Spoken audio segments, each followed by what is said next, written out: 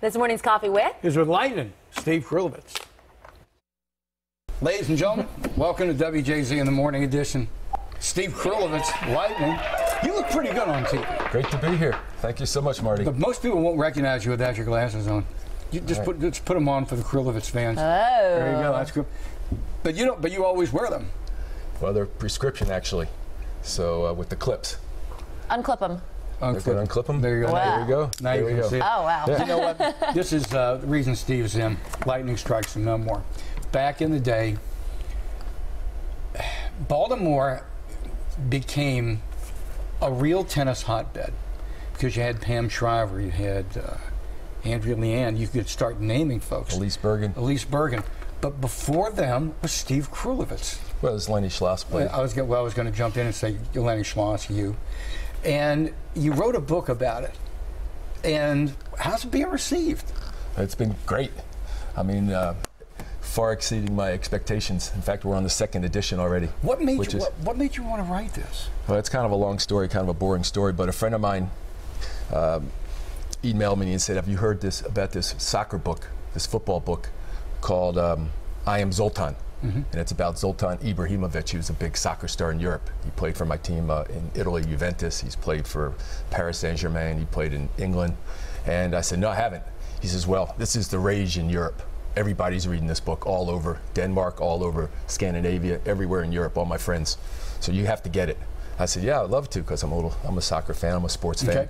So I contacted Amazon. They said it's not out in English yet. Oh.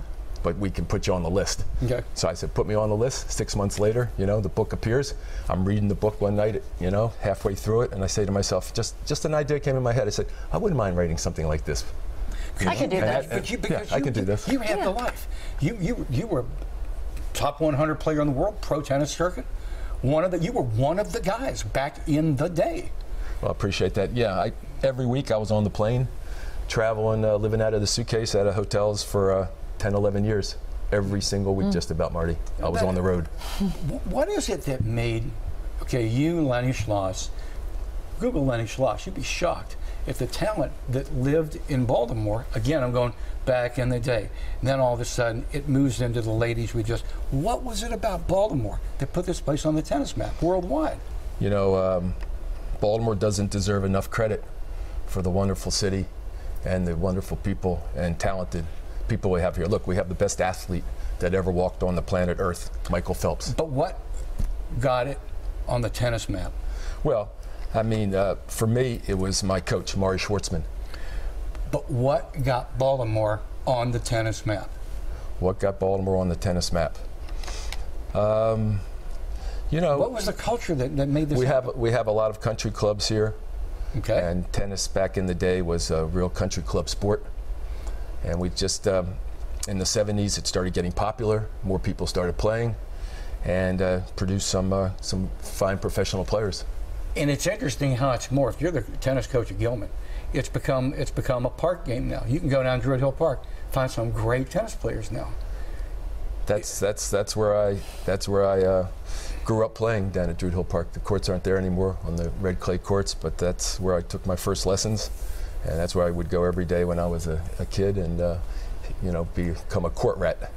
So how did you bust into, and we only have another minute or so here, how did you bust into, though, that country club set that got the attention that got you on the tour? Was it just simply being that good? I was very fortunate because I met a gentleman from Silver Spring, Maryland named Harold Solomon, who was a year younger than I was, and his father was a very avid tennis player in person, and I started traveling. The three of us started traveling all over the country together in Harold's father, Lenny's car, and we went to tournaments, and that developed my game. So if it wasn't for the Solomons, I'd probably just be still down at Druid Hill Park hitting balls. So it starts in Druid Hill Park during an era where people didn't play in parks. Now they do. It's a very commonplace. And you bust into it, and next thing you know, here it is. The Life and Times of Lightning Krulevitz. Lightning Strikes. Lightning Strikes, a memoir. Check it out, folks. It's a pretty interesting deal. We're going to do a web extra here, by the way, which we're going to get into. We're going to talk current tennis. We're going to talk the resurgence of tennis. And we're going to talk a whole bunch of Baltimore stuff. Lightning, put those glasses back on. Put those on. All right, That's how Beautiful. let's talk tennis. That's how he's best known. Strength and honor, man. Strength and honor. There it is, right there.